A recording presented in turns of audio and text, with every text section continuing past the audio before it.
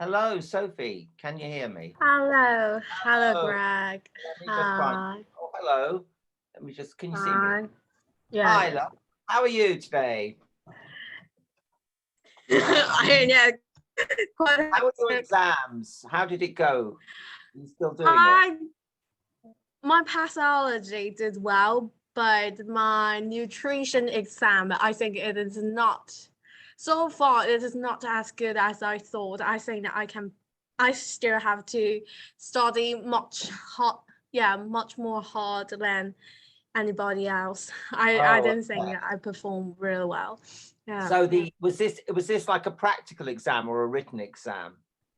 Was this a written written? exam. And so you reckon the biology went well? You No, reckon my pathology did well. your Yeah, but pathology? Did you say pathology? yes. Oh, that's good. That's good. But nutrition. So what is it? What is it you do? I know about nutrition. Maybe I can help you. I'm joking. But why? Tell me why the nutrition went badly. You think? Not really bad, but just at the average score. I did pass the exam, but it is far not outstanding enough compared Okay. with others. Yeah. Okay. What do you think you did wrong? What did you think you didn't know? Can you know? Do you know now? No, I can't. I can't. I can't ask the professor which Area. which yeah, yeah, I can't ask him, and I can't even ask for my paper sheet and the exam paper because Oh, he is afraid that we will give the exam paper to our junior. So okay. by that, yeah, by doing so, people make he thought that maybe that our junior won't study anymore because Oh, we okay. gave them the exam paper that we had last year. So Oh. yeah. Okay, but what about feedback from them? Do you get tutorials, where they No, can you don't get tutorials? That's no, crazy. Oh no. gosh. So you can never understand your areas of lack of knowledge really then. That's crazy. Yeah. Oh, that's The professor just let you have an exam, but we never ever can get the answer. Can Yeah, we never ever can get the answer from the professor. well, I mean, maybe And I was yeah, going to say, do you know any students who did well in the nutrition? yeah, yeah. Well, maybe have a discussion with them, like take them out for coffee and you could say, like, well, it's a good way to learn, and just say to them, look, I know I didn't do as well as you in some of the, Yeah. were there like long questions? You had to write an essay or was it like short No, questions? we just short questions, and we have four options, which is A, B, C, D, Oh, and okay. we have to. Yeah, it's kind of like We call that, that and multiple choice. We call that multiple yeah, choice in England. yeah, So, to be honest, I could have done that exam and then I could have got maybe some right, so it's like, you yeah, know, yeah, and but exactly. maybe if you've got a friend or someone who did well, say to them, Yeah. oh, I know you did really well. Do you think we could just go, could I just buy you a coffee and just go through some of my answers with you? Because I did badly. And then maybe, how many questions were there? I mean, I don't know, perhaps up to 50. 250? No, up to 50, 50, 50 50. questions. Okay. Yeah. Well, that's not too bad. 50 questions. I Or mean, more than just do 50. you think, Because sorry, couldn't speak. yeah, no, it's fine. I think it's more than 50 questions that we have to answer. Okay. Yeah. And I mean, were they like very, very detailed? Like, was it like the pancreas gives out some fluids if you give it this vitamin? which vitamin will it be? Is it like that sort of thing? Yeah. Oh, okay. It's like So, I mean, what areas did you think when you were doing the exam, did you think, oh, I'm not sure? Or did you just go into it thinking, well, I know that's right, but then you got them wrong, which is worse, I think. I think the latter one. Yeah, that is the danger in life, I think. Always thinking, often I can tell you, well, in my work as a photographer, I always asked questions. I was never afraid to say, and as I got older, I'd say to people, I don't know. Sorry, could you show me how this works? Yes. But then occasionally I met people who worked with me on things who thought they knew things. And then I found out they knew nothing, like designing a stage. I think I've told you this. I was doing a fashion show and I had to go to a meeting for the design company who I had worked with before, and they got some new young people. And there was a young guy, and it was very flash, is the only way I can describe him. He's very flash and hip. And even at the meeting, he said to me, oh, I knew you'd be trouble to work with. That's the first thing he said to me. So I was like, oh, okay. Anyway, he designed this design for a catwalk for the models. And there were steps at the back of the catwalk. So they would have to walk down 3 steps before they got to the runway. So I said to him, oh, you can't have that. So he said, why? And I said, because the models will fall over. They will trip. They will get to the top of the steps. They will look out at the audience. They will momentarily forget that there's some steps, and they'll just take a step and they'll crash. And I had to really, really say to him, this is a terrible design. And it took me ages, but he wouldn't believe me. And then it went away for a week. And then I think I phoned some people in this company and said, you've got to change this because it would be a disaster. On the day, I said, he's not the client. We're just all working together for a bigger client. And if it goes wrong, we'll all be in trouble. And eventually he changed it. But sometimes in life, I think you just have to ask more questions. Never be afraid to ask questions.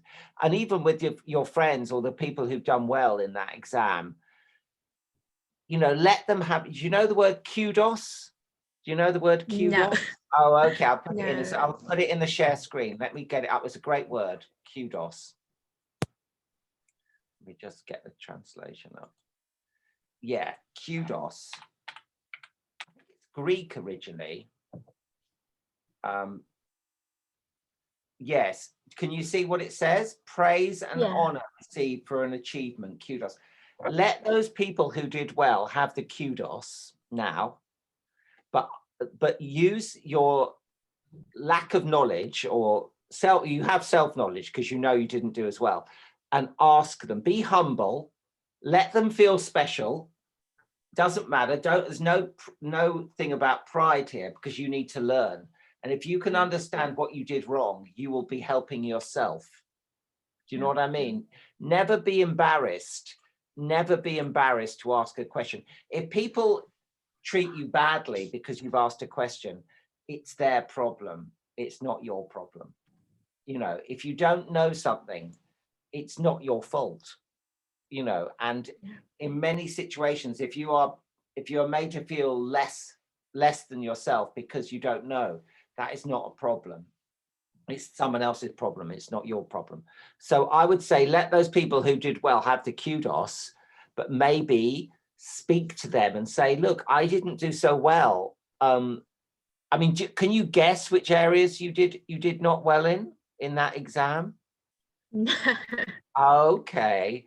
Well, maybe you might find a kind person who did very well. Maybe someone who's very academic, and it might be difficult to be with them because they might be full of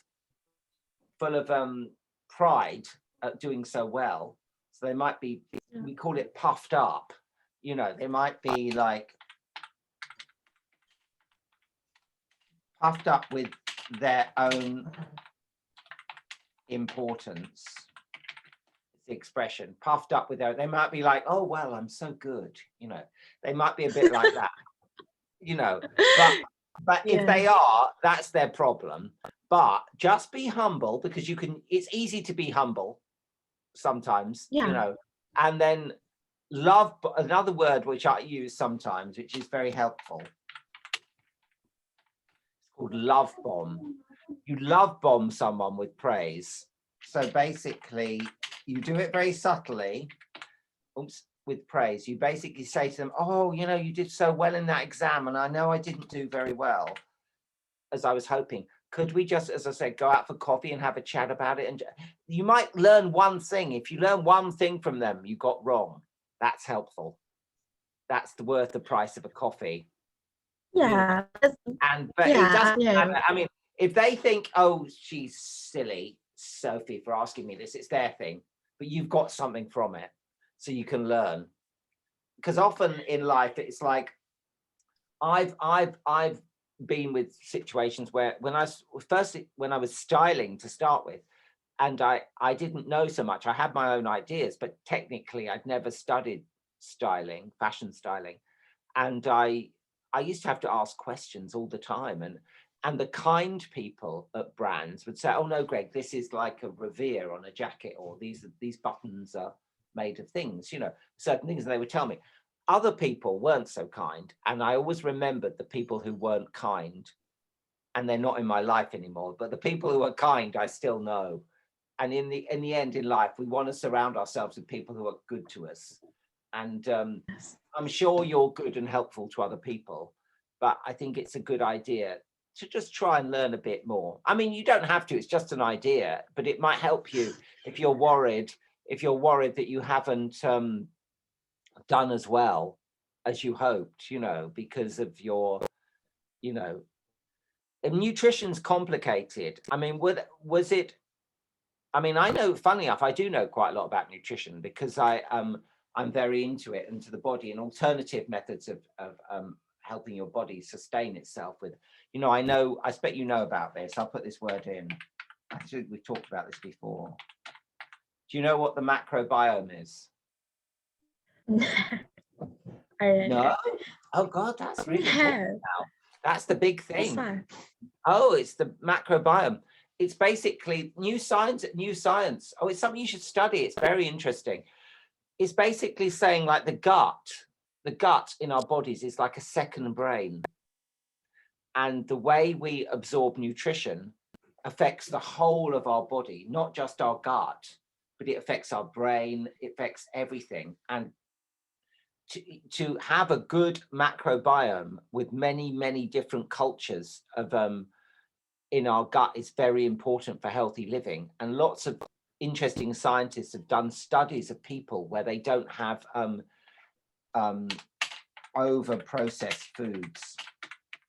You know, different tribes, I think in Asia and in Africa, where they basically studied the foods that lots of those tribes eat, because they never get certain diseases, they never get intestinal disorders, they never usually get problems with their intestines, and they have very low cholesterol because of the foods they eat. Whereas in the West, and I think in Asia as well, much of the food now is very, very over processed. So all the nutrition and the extra things that you need to have in food are gone.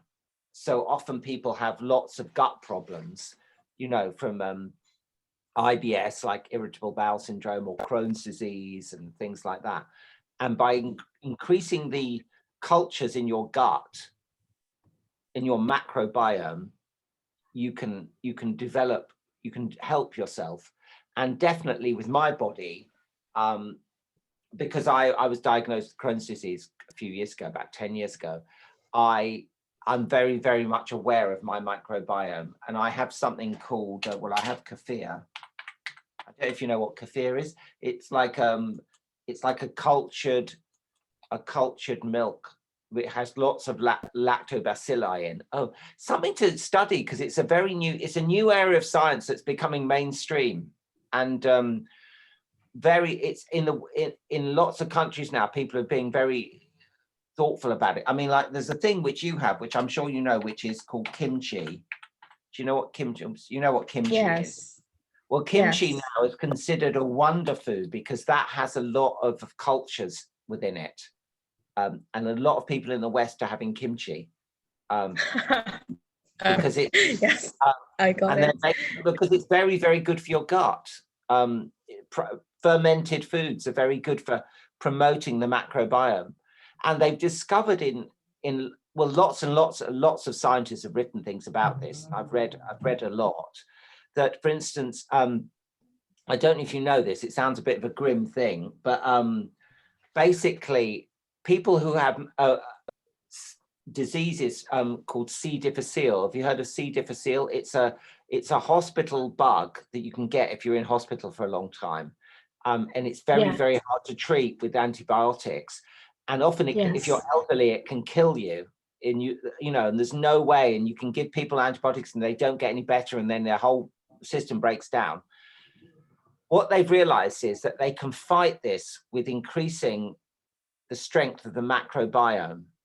And it sounds a very weird thing I'm going to tell you about. I don't know if you've ever heard of fecal transplant surgery. Basically, they've started to do it in America, where basically they take the they give someone a fecal transplant from someone who's got a very, very healthy gut. And they basically synthesize what's in their poo, basically, to actually, and they give them a transplant, and basically it's cured many people of C. difficile in the West. It's a big thing, big science. Lots of scientists. I know in America, I think it's John Hopkins have done a big study on it. I know it's Guy's Hospital and St. Thomas's. They've done studies on it, and it's a very, very big thing because it's like replanting the gut. When you have a lot of antibiotics, it destroys all the flora and fauna in your gut. It just wipes yes, everything out. But unfortunately, once it does that, if you keep doing that, it's like a garden, trying to grow plants in a garden with nothing left. They just won't grow. So basically, the people who have long-term illnesses, but they've realized with these implants that you can actually restore some of that natural biome. And this, I can't remember the scientists. There's lots of programs on it, but it's a very interesting area of study. I've listened to many. And I do believe it as well. And I take kefir. I don't have any kimchi, but I have I only eat sourdough bread, for instance. I don't eat ordinary bread. I won't eat anything very, very processed, very occasionally. But I'm just aware of that. As you get older, it's a big thing. So it's worth investigating. You'll impress your tutors if you know about it. I'm sure they'll give you more marks, hopefully. I think it is much like microbiology because Yeah, what I'm learned during the nutrition classes is much more like how teach you how to control your weight, and like it also refers to the lipid metabolism and also the protein and okay. just sort of things like How that. do I think it's how do they advise people to control their weight now then? What's the because I've got lots of theories about that. What do they I think it's on different people's need because okay. some of is to uh, some of the way that you consume the food, some of the way that teach you how to lose your weight is kind of extreme. So Yes. Yeah, it yes, is. it's kind of extreme, and also the side effect it brought it affects you different kind of people. Like Yes, I agree with you. I agree with you. I mean, it's interesting because I've read quite a lot about this, and there's a very famous thing now. I don't know if you've heard of it. It's called the 5-2 diet. It's 5-2 diet. Have you heard of that? I think we've talked about this before. 5-2 diet. yes, yes. Yeah. I And you I I remember that you referred it before. Like yeah, you can have normal diets yeah. during the week, during an ordinary day, and We but you only can contain only 500 calories on the weekend, isn't Oh it? no, not the weekend. No, not the weekend. No, On the weekend? Yeah, no, you mix it. You have basically 2 days in the week where you have about 700 calories for men, but 500 for women. But you don't need to have them at the weekend. You don't need to have the 2 days next to each other. You just break it up. So, well, for instance, I'm doing it again at the moment, and so Yes. this is my diet day. 700 Yeah. 700 calories is I think it's not that difficult, because you can just have porridge, you can have fruit, you have fish, you have some Yes. couscous, vegetables, and that you're under 700 calories. You don't have any processed food, but it's called intermittent fasting, and it's an ancient thing. Yeah. But I definitely think with people who try to get rid of fat in their diet, that's not going to make you slimmer. It's more to do with carbs and sugar making fat in your body. So, if you take out all the fat, but you still eat a lot of carbohydrates and you eat a lot of sugar, you're not gonna, because your body's gonna make fat from the sugar and the carbohydrates. It's gonna naturally, don't you think? What's your opinion? I know. I heard a lot of people who have sugary drinks in their daily life, and apparently in Asia, especially, I know what's the situation in other countries, but mostly in Taiwan, people don't order any sugar.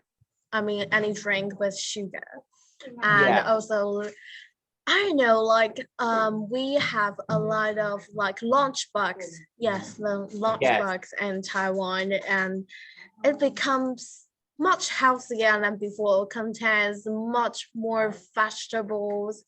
Good. And and instead of having rice, we prefer, especially younger people prefer to have sweet potato or something contain more fiber. Oh, good. Yeah. And yes, that's really healthy. I think people are aware of. Great. Yeah, I think people here, especially younger people tend to want to remain their figure. They want to become slimmer. They want to become much fitter. Because of exactly. And so I think I think it is the main reason why it becomes a tendency here. Because especially around, you can find a lot of store or restaurant sells lunchbox like that, and even the convenience store over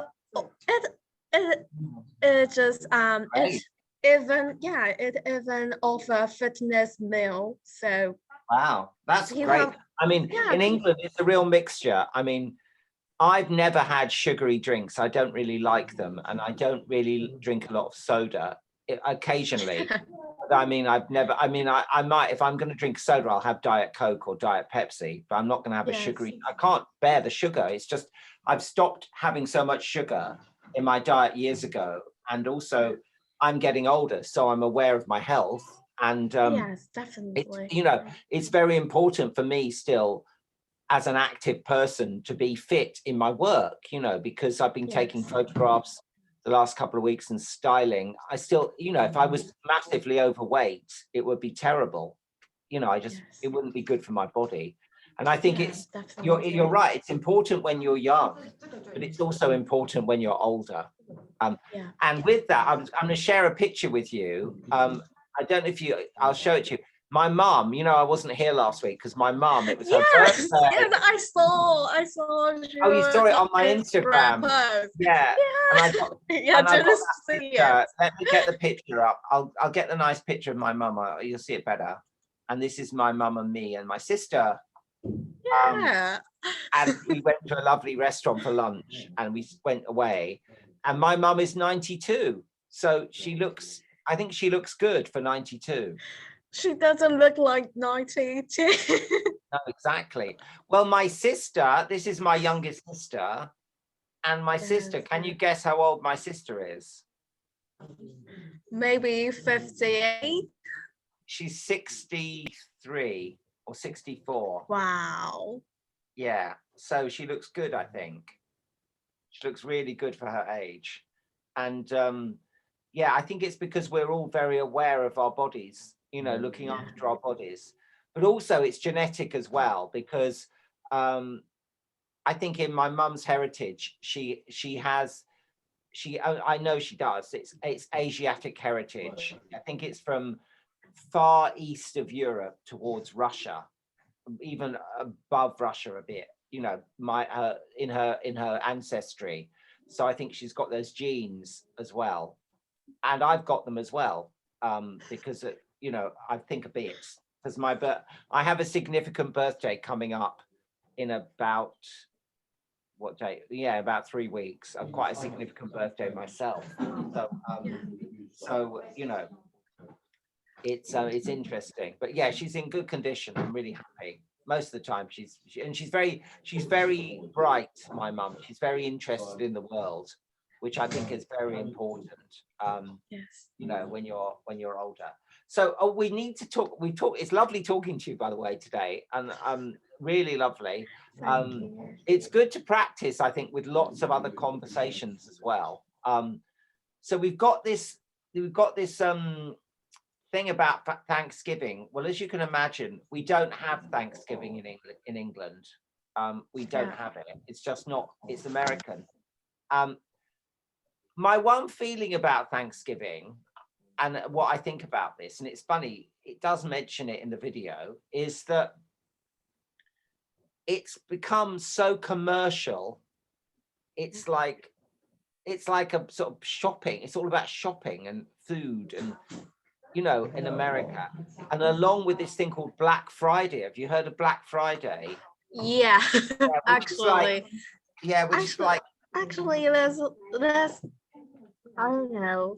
Some of the people do celebrate Black Friday here, and I know it's just I truly have no idea what's the main purpose to celebrate Black Friday. But when I saw there's a lot of there's a lot of like 50% of necklaces or anything, and in Mercedes, and I was like, okay, I think that's kind of great because I can buy a thing with less price, and yeah, yeah, it is good, but usually, to be honest, the stock that they're selling cheaply is usually like old stock. It's not the new thing, so they want to get their money back. So even though it's a new product, it's like, you know, it's maybe a line that isn't selling so well. But it was also, I think, for me, Black Friday, and I've got a video of it I can show you. It's madness. It's about consumerism gone mad, absolutely mad. So, I mean, what I thought is I'll show you a bit of a video on Black Friday, which I found off the internet. Sure. This is in America, and it says it's now, but I think Black Friday is this week, not last week. I think it's this Friday. But this is Black Friday in America, and you'll see it's insane. It's like, why? You just go, why?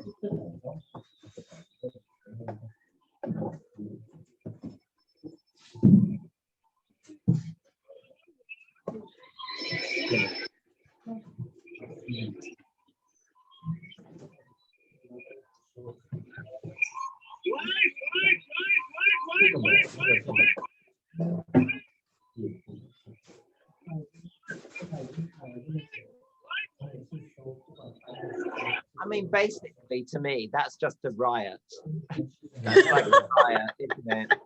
And the biggest thing is, what, you know, not a single person there, I believe, can actually analyze their behavior with any sensibility, because they're smiling as they're running into a shop, pushing everyone out the way. You know, and in England, the first year they had it, I think one person died in the crush in a supermarket or something, you know, a game store. And it was just like, why? Does anyone need anything that much, you know, to give them pleasure, to make their life, to validate their life? You know, it's like, I don't think so personally. You know, it doesn't validate my life, shopping. I mean, well, it's not true. I think old things validate my life. If I buy something old and beautiful and interesting, that's wonderful. But not in the shop like this with thousands of people. I think this is quite frightening when I look at this. You know, the man saying, stop, you know, the people are just like, it's just like, why would you do that to yourself? You know, what do you think? I'm gonna put basically, I think what you said is quite true. It's basically a riot. I think I watched video like that when I was in high school, and we were just basically talking about my social science class, and we were basically talking about why people have kind of action when they are going to have their Black Friday and sort of things like that. And I know it's just insane. I absolutely think it is insane, and I especially hate like occasion like that, because I hate people. I just hate a lot of people, and it just makes me feel suffocating, and I have to be competitive to get something that I want, and maybe it will have a lot of core fight with people, with stranger. The people I never know it. In London, there's been scenes where people are fighting over a television, you know, like going like that with one person on one end of the television, these two ladies, and they broke it in the end. They just broke the television, and then they just ran to another television. You know, it was just like, you know, it's like a sort of weird human experiment. You know, it's like by scientists, you almost feel. It's like, you're right, a sociological experiment on humankind, about greed, basically. It's like, I want this, I want it now, and I want it more than you. You know, it's like, it's interesting. I agree, it is frightening. And I agree, that whole thing of, do you know the word for being in a crowd with many people, the fear of it? It's called, do you know this word? I'm beginning to spell it. Do you know this word? Claustrophobia, yeah. Claustrophobic or claustrophobia. And do you know the opposite for a big open space, the fear of open spaces? I think I know. I knew this word before. Agoraphobic. I spelt that wrong. I think it's agora. I think it's agoraphobic. Agora. No, I think it might be agoraphobic. Let me just. Less O. Less O. Yeah, maybe another agoraphobic. Yes, agora. Maybe. Yes, it's Greek. Of course, it's agora. Oh. Yeah, agora is the is a meeting place in Greek, in the Greek language. Yeah. Yeah. It's funny. Maybe Yeah, I'm like. It's funny.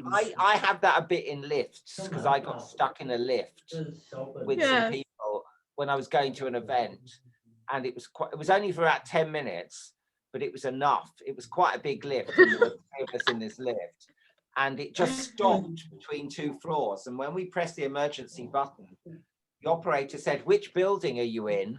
And I was like, "Well, we're in this building." She went, "Which city?" And I was like, "Oh my goodness, you don't even know which city we're in." It was really frightening. But then luckily someone pressed the button on the outside and the lift went up and we got out after 10 minutes. And I was like, "Don't get in that lift. It's buggered up, it's broken." And they were like, "Are you sure?" And I was like, "We were in for 10 minutes. So if you don't want to stay in that lift for 10 minutes, get in it. Otherwise, walk." And I wouldn't go in the lift for about a month after that. I didn't like it. I was like, yeah. But agora is a Greek word for an open meeting place.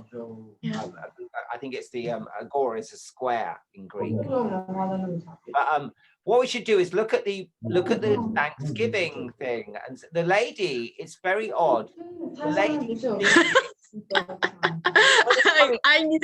You've been talking this for several times. No, this is a different lady. This is another lady. Yeah, this is a different lady. It's just that because I think whoever does these should be, I don't know, maybe it's just me, but they should speak really clearly. And maybe if they're teaching, if they're teaching something, it's different if it was me just talking. If you're posting something on the internet, which is educational. I mean, this lady, I think is from Holland. I think she's from the Netherlands. She's not the strange English lady with the fringe.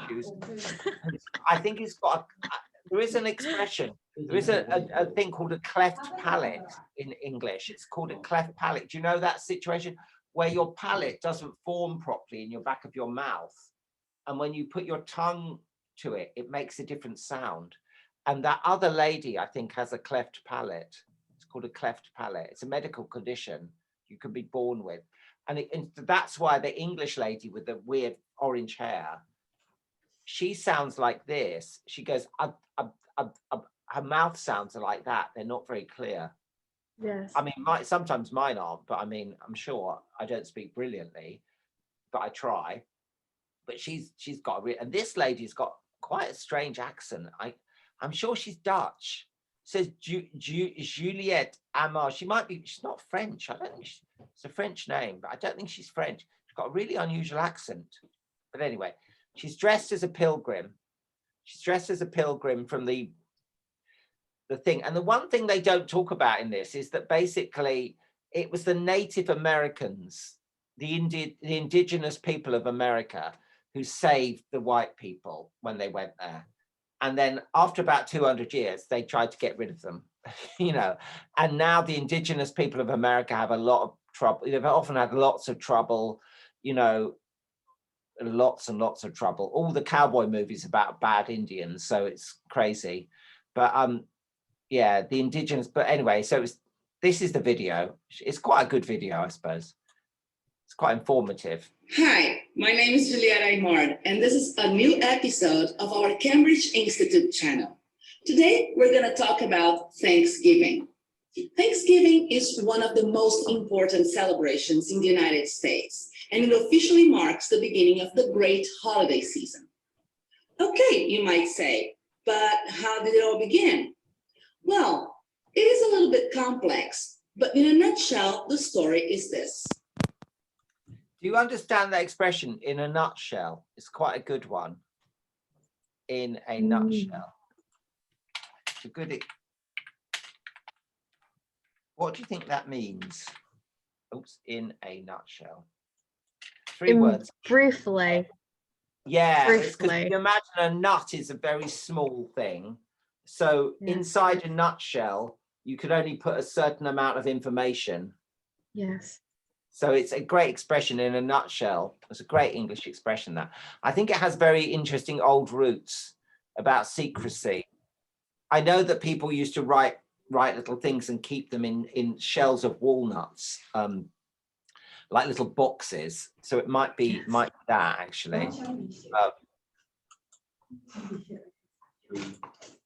Among the many groups of colonists who went to America, there was a group of people now known as Pilgrims. The Pilgrims went to America on a ship called the Mayflower in 1620. They were escaping religious persecution in Europe because they wanted it's interesting. She's not right. They're escaping religious persecution in England, not Yes. Europe. And they sailed from Plymouth in England. But you know, they were very, very religious people, and they didn't believe that their religion was the same as the religion in England. It sort of was, but they were quite extreme Christians, basically. complete separation from the Church of England. After the 65 days, 102 passengers finally arrived to Plymouth. Tired and did not have Needless to say that after the first winter, half of them had died, and things looked pretty bleak to the ones who had survived. Their luck in the New World finally changed when they met Squanto, a member of the Patuxet tribe. Squanto had been captured years before to serve as a slave in Europe. He spent over a decade in Europe and finally managed to get back to homeland. So he spoke English and became friends with the Pilgrims. He decided to teach them how to fish and how to plant in the new land.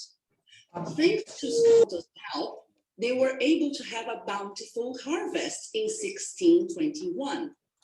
So really, it was all about, he did it, they didn't do anything. You know, it wasn't, it wasn't the white people who did it. It was the yellow or brown people of America who helped everyone, you know. But they, as far as I know, in Thanksgiving, they don't mention that. I mean, I don't know if I've been to a Thanksgiving dinner, but they don't all raise a dish and go, thanks to Squanto, he saved us. You know, I think they're just like, we're American and we're amazing. We're the best in the world, you know, which the Americans tend to say a lot. I don't know why. I'm thinking. They were extremely happy with this great occasion, and great occasions call for great celebrations. The Wampanoag tribe joined the Squanto and the Pilgrims in this harvest celebration that lasted for 3 days.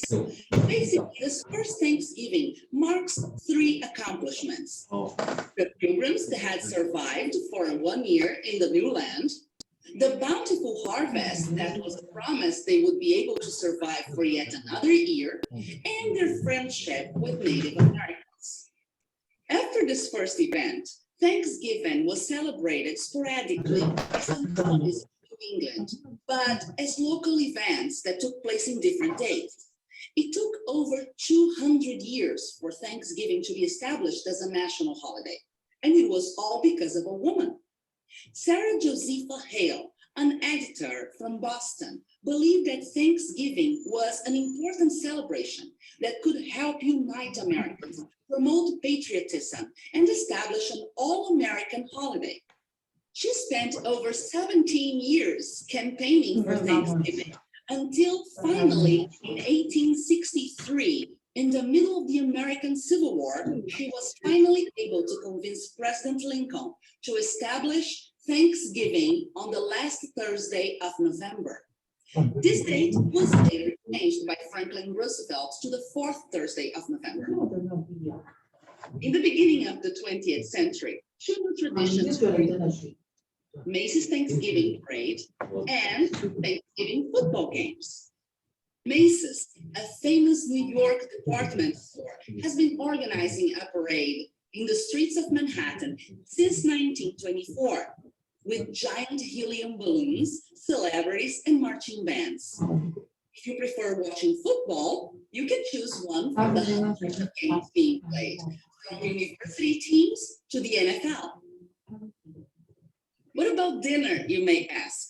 Well, a typical Thanksgiving dinner will include roast turkey, gravy and stuffing, mashed potatoes, cranberry sauce, and pumpkin pie.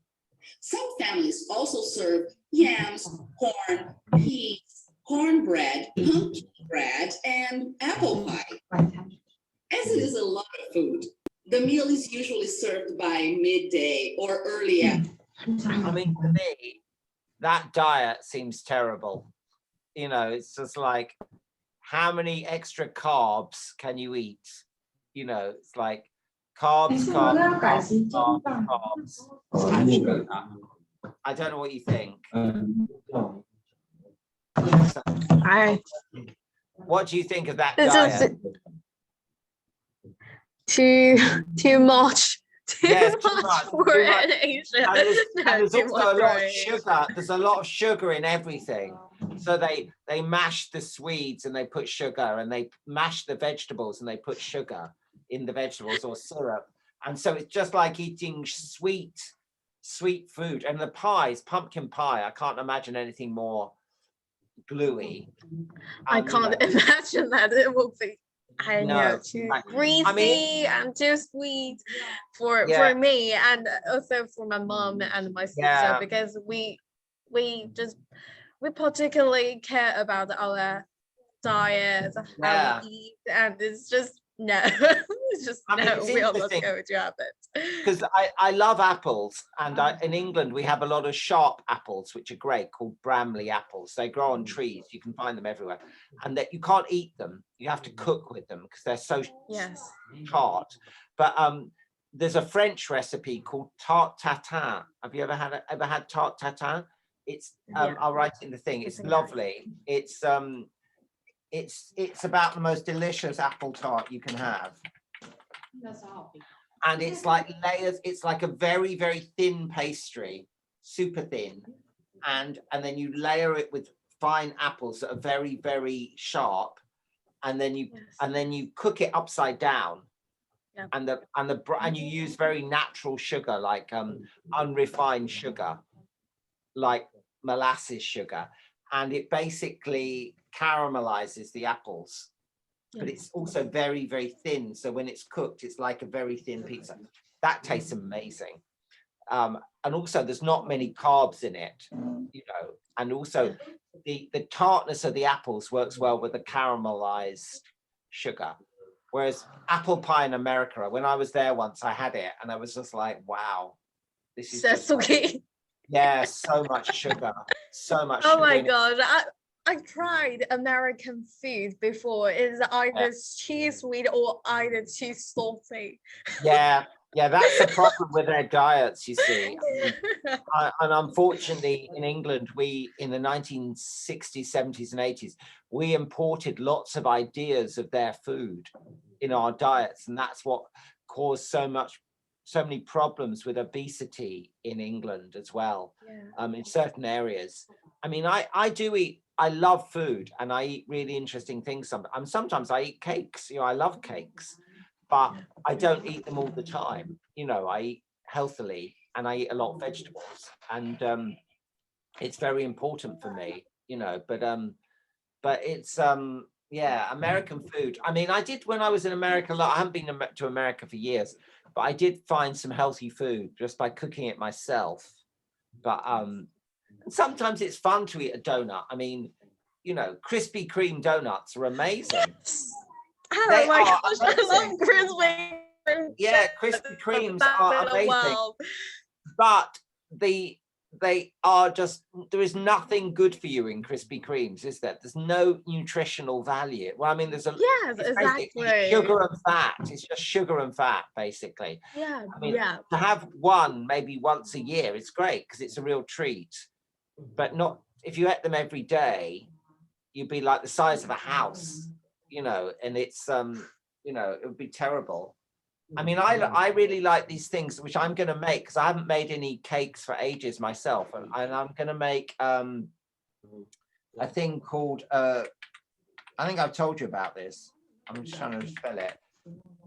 Religieuse. I spelt that wrong. I think it's that maybe. No, I was right. Religieuse. It's French. It's a French cake, and it's I think we talked about it before, and it looks like it's like two choux pastry things. It's really complicated to make. I can make choux pastry, but the filling is very hard to make. You make it with eggs, and there it tastes amazing. And also they've got coffee in them, which I like coffee in cakes because it's really nice. So I'm going to try and make those. But I couldn't eat it every day. I mean, it's like, Yeah, definitely.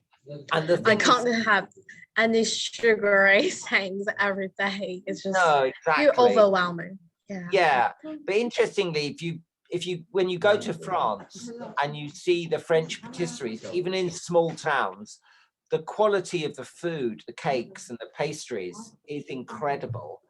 But people only eat those on special occasions. They don't eat them every day. So I remember the first time I went to a town called Boulogne in northern France, which is very near England, and there was a lunchtime. There was a shop, a baker's patisserie, and they had these tarts with onion. Yeah. So I thought, oh well, I know what an onion tart is, and I went and bought one, and I went outside and I bit into it, and it was like a revelatory experience. Yeah, it's a great word, revelatory. It was incredible tasting because it was like it had creme fraiche in it, so it was very sharp. It was very oniony. The onions had been cooked first, so they were brown. The pastry was made with butter that was really good quality. Yeah.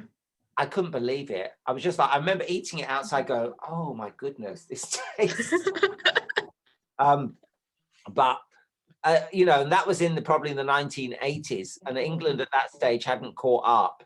We still had quite a lot of bad food, really bad food. Yeah. But we're getting there. Well, I'm looking at the time. It's 2:00. So thank you so much for talking to me today. Not a problem. But I have a question for you, Craig. Of course, yes. Ask anything. Okay, I think you are going. I'm not sure if you're curious about it, but just I don't know. I am curious about what's the general meaning of lover, because I searched. Yes, lover. Because I searched the dictionary of lover, and it's just. Do you mean lover? Do you mean that word? Yes. Well, yes, and it's basically. Why? Tell me why. Tell me. I think it's quite a long story. If I have time, I'll tell you tomorrow, so you can look forward. Well, a lover is can be used many ways. Let's just see what Google says. Lover. I know, because I searched on Cambridge Dictionary, and it's like, I know it has a lot of meaning, and it does have a lot of meanings. It has a lot of meanings. The first one is a partner, sexual partner, or romantic partner. So yes. A romantic or a sexual partner. It says outside marriage, but I don't know. Maybe you could be a lover in a relationship in a marriage. But yeah, someone maybe before you're married. You could say, this is my lover, and you can introduce someone to say they're your lover, and it would mean usually that you are in a sexual relationship with them. But also you can be a lover of things, and I'd say more now. I don't think I've ever in recent years heard anyone saying, oh, this is my lover. They're more likely to say, this is my partner. Yes. Or boyfriend or girlfriend or who I'm in a relationship with. So I would say now lover has changed, and it's become this actually on this side of the screen, enthusiast, fan. So basically people will use it in this context. He was a great lover of cats. Or he was a lover of books. Doesn't mean he was in a relationship with the book. like, this is my partner, it's a book. No, it doesn't mean that anymore, I would say. Yeah. And so that's my definition. It's you can use it generally, but it's like you have to think about when you're using it, obviously, if it's the wrong context. Because I mean, for instance, you wouldn't say, you know, I'm just trying to think, he was a lover of, well, you could say he was a lover of horses, but then Yes. he might not, he wouldn't be in a relationship with a horse, but then some people I think in the world have married their pets. So I mean, you know, in some countries they allow people to marry their pets or something. So, yeah, I mean, I know, I can't remember which country, someone got married to their horse or something once. And Yes. so, you know, it's a bit, you'd have to be, I'd say be careful when you're using it. He was a lover. Yes. Maybe use it about inanimate objects. No,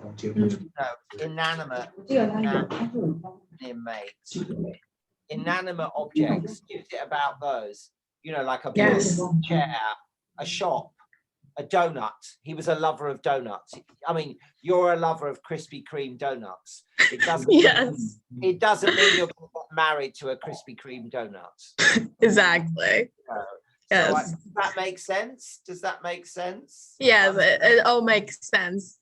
Thank Okay. you, Greg. A pleasure, Thank pleasure. you. Well, tomorrow we're talking about Art Deco, so that would be great because I can share some more things about Art Deco with you, the 1920s and 30s.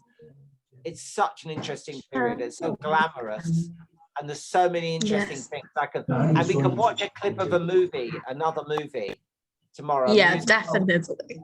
Yeah. Yeah. Set in the 1920s and 30s. I'll find some good ones to share. So I wish you well, Sophie. Thank you so much for joining me today. Thank you, Greg. And I'll see you soon. Bye now. Yeah, see you. Bye. Bye. Bye. Bye now. Bye. Bye.